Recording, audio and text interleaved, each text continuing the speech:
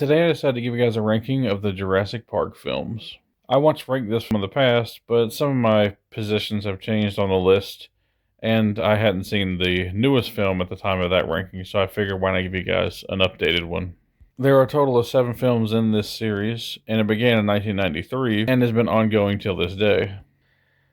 I do very much enjoy the Jurassic Park franchise. As for the Jurassic World films, not as much, but I'd figure I'd still do a list and tell you guys where everything ranked. So without further ado, this is my ranking of the Jurassic Park franchise, starting with Jurassic World. Now, some people might find this one crazy to be at the bottom of the list, and I will admit that of the World films, it's probably the one that's most accessible to most audiences. But to me, it's just a lazy nostalgia trip. I have nothing against good nostalgia if done well, and some movies do it very well, such as, say, Rocky Balboa, which is a really good return to form, but it's also a nice continuation of the series. But then you have movies like the Star Wars sequels, and unfortunately, this first Jurassic World film, where the best thing the movie has going for it is things you remember as opposed to anything on its own. I can't even say this film's objectively the worst, but it just has nothing really going for it, and I find myself wanting to watch this one the least out of all the movies. I do like some of the characters. I think that Chris Pratt is decent as Owen, and I do enjoy Bryce Dallas Howard to a lesser extent as Claire, but there's just not a lot going for this one. A lazy rehash with worse effects than the original film, despite being released later. An exercise in nostalgia, but nothing really more. Up next, we have Jurassic World Dominion. Now, this one actually had an interesting premise. Bring back the original cast of the first movie, minus Tim and Lex, unfortunately, and have them team up with the current cast on a dino adventure. Sounds fun. The problem is, that's only about, I'd say, 45 minutes of this movie. The other 2 hours is just them trying to stop these locusts who are eating up the food supply on the planet, who have been bioengineered by this company who wants to profit from it. How the hell that's a Jurassic Park plot is beyond me, but they find a way to shoehorn dinos into that lazy plot, and it's mostly just kind of a slog. I do like seeing Sam Neill again. He's probably my favorite character in this franchise, and Jeff Goldblum was always fun. And hell, Laura Dern returning was a nice touch as well. But apart from nostalgic faces, this film has nothing really going for it.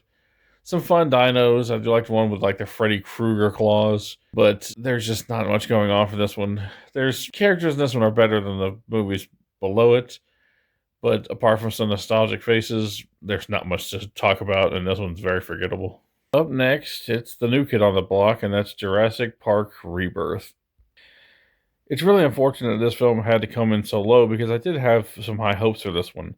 They were getting away from the first Jurassic World films, and Gareth Edwards, while I don't think is the best director, is really good at directing big things.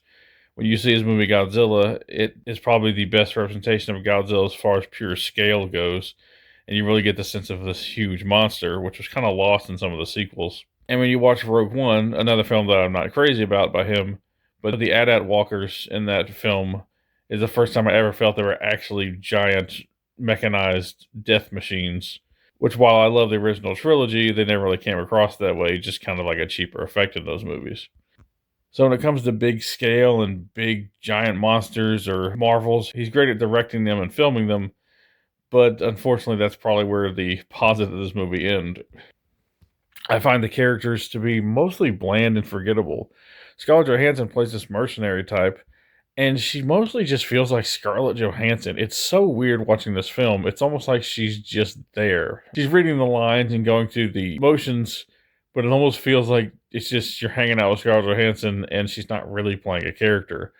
There's not much about her that really sticks out, and she's honestly one of the most forgettable protagonists in the franchise. I also found some of the other characters who are also played by good actors to be just really forgettable. There's also this really annoying family and this douchey teen who I was just waiting to get his head bitten off, who just disrespects his girlfriend's dad. And I guess we're supposed to find him endearing by the end because he tries to help the family survive, but I was just waiting for this whole family to get wiped out. I know that may sound kind of morbid, but I really think this series needs more edge, so to speak. And if the family had been wiped out in the movie, it would have really solidified this as one of the darker, if not the darkest, Jurassic Park films. But unfortunately, they survive till the end, and it's just a really unfortunate letdown of a movie. I think Gareth Edwards is not really great at making movies with interesting characters. Just look at Rogue One, mostly forgettable people in that film, at least in my opinion, and the Godzilla film was much worse in that regard, apart from Bryan Cranston. So what you're left with this film is a tedious slog that feels like a rehash of The Lost World with worse characters, and while some good dino effects that are filmed well by Gareth Edwards, there's nothing else to look forward to this film, and it just kind of another rehash. Don't care too much for this one. But coming in at number 4 would have to be Jurassic World Fallen Kingdom. Now, this one may technically be the most ridiculous of the Jurassic World films, but I actually think that this one's the most fun. Between the exploding island with volcanic ash and lava going everywhere, it would definitely kill the characters in real life, but to a dinosaur slasher film in a mansion, this film is just the most batshit crazy of the Jurassic World films, but it's definitely the most entertaining. It's not really what I would call a good movie, but I actually had a lot of fun with this one because it was just trying to put these dinosaurs in crazy scenarios that we've never seen before. It's nonsensical, and the things like the dino auction are very dumb, but I gotta admit I had a lot of fun with this one, and while it may not be a good movie, it's definitely an entertaining one.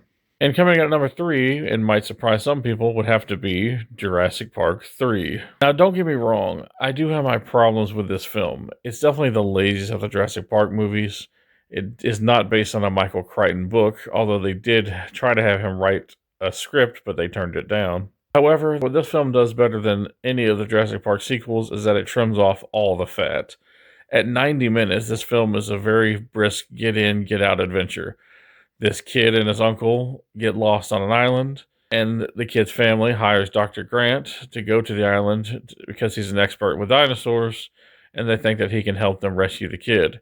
What you get is a fun adventure of these families running away from the Spinosaurus and other dinosaurs as they try to rescue their teenage son, and eventually get rescued by the military in a very ridiculous end.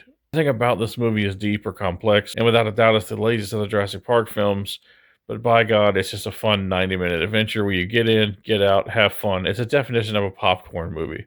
Joe Johnston directs this one, and I really do like his directing style, and I think that it's a fun adventure with animatronic dinosaurs, which we still do see in some of the new movies, but to a much lesser degree, and great action and great adventure. Nothing more, but it doesn't need to be anything more, and one that I very much enjoy. Coming in at number 2 would have to be The Lost World, Jurassic Park. I really enjoyed this sequel, and I think that it's a bit underrated too. I'm not saying this film is perfect. I do think that the setup is a little bit hokey, and I don't think that it would go down this way if this was real life. But it does work for the story that they're telling, and while it is a bit nonsensical, how all these people end up on this second island, I think that the characters here are great. This film sees Goldblum's character Ian Malcolm being sent to the island by Hammond, which he reluctantly agrees to do to save his ex-girlfriend. Pete Postlethwaite, amazing as Roland Timbo, which is the antagonist in the film who basically hunts dinosaurs. This character is actually pretty damn compelling because he wants to do the ultimate hunt, and he has basically captured or killed every animal you can think of on the planet, but now he wants to bag the ultimate game, which is a T-Rex, which he actually ends up doing. He's a great character, but that unfortunately leaves the film in the second act, and we just don't see after that. But man, he's probably my favorite antagonist in the entire franchise, because he's not really a bad guy. He's just a man with a goal, and he succeeds in that goal, but then he has struggles to find purpose after that. It's a lot deeper than you'd think you'd see in a dinosaur movie, but it actually works pretty damn well. You get to see Tim and Lex again, which sadly never returned to the franchise after 2. The film has a great story that begins on Site B, and ultimately culminates in dinosaurs running amok in San Diego, California. It's just a fun sequel all around, and though it is a very loose adaptation of the book, it's still a pretty damn entertaining one, and definitely my second favorite of the Jurassic franchise. But coming in at number 1 would have to be 1993's Steven Spielberg directed Jurassic Park. The story about a man named Hammond who wants to start a theme park with genetically engineered dinosaurs brought back to life after millions of years. It's such a cool concept, and it just shows that man really can't play God, and there are major consequences for doing so. It's about this group of paleontologists, as well as a lawyer and a chaotician, who go to this island to see this upcoming attraction theme park with living dinosaurs. Unfortunately, there's a trader within the company who wants to sell the dinosaur secrets, and this leads to the dinosaurs getting out and all hell breaks loose. It's just a great idea for a movie based on the book by Michael Crichton, and it just is one of the best adventure action movies of the 90s. The dinosaurs are magnificent in the film, and they're only in the film for about, I think, 12 or 13 minutes, but you wouldn't guess that. When you watch the film, you'd assume there's dinosaurs in it for 2 hours, but they're used sparingly but very well, and the practical effects still hold them magnificently to this day, and most of the CGI shots are still very good as well. I would say, as far as visual effects go, it may be one of the best aged films with heavy amounts of effects that I've ever seen. I would say about 90% of the effects in this movie hold up even by today's standards. There are a few that are a little bit janky and a little bit dated, but man, do they do a great job in this movie. Alan Grant, played by Sam Neill, is magnificent. Ian Malcolm, played by Jeff Goldblum, is a scene stealer. And even Laura Dern as Ellie Sadler is an amazing character as well.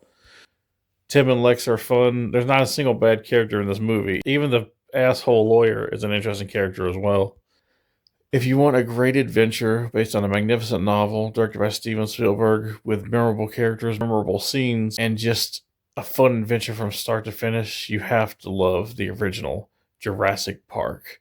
It spawns a long-running franchise, but I don't think it will ever be topped, and it is a pure masterpiece of cinema. Well, that's my list. The Jurassic Park franchise has been going on for over 30 years now, and it has spawned several video games and toys, animated series, and several movies over the past 3 decades, and it doesn't seem to be slowing down. While I do think this franchise was at its heights during the park era, I do still get some enjoyment out of the world movies, and I would like to see something of a return to form, kind of like that first film, but not purely based on nostalgia like Jurassic World. Maybe we could see Tim and Lex again in another sequel, and maybe have a more grounded plot like the first two films. But even if we don't get any more great Jurassic Park films, I'll still always love the original too. I thank y'all for watching. Let me know what your favorite dinosaur is down below, or your favorite Jurassic Park film. And peace out.